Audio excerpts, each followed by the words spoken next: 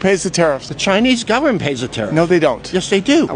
I'm an importer and an exporter for 20 years. Okay.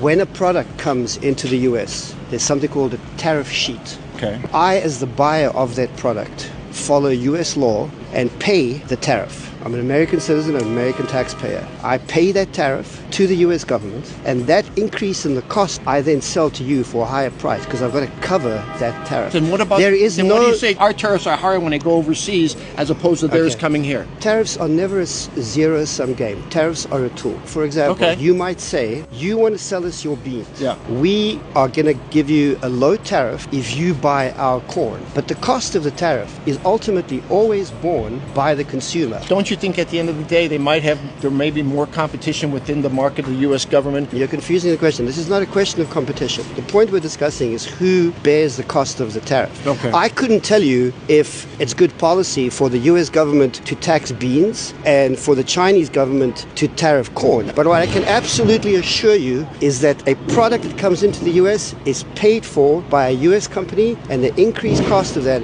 is borne by all of us. I am an importer and exporter. I do it for a living. Okay. Then what's the alternative if at one point in our country's history was tariffs that paid for our economy? Tariffs don't pay for your economy. But they did. We didn't have income tax. That was before we had municipal infrastructure. Correct.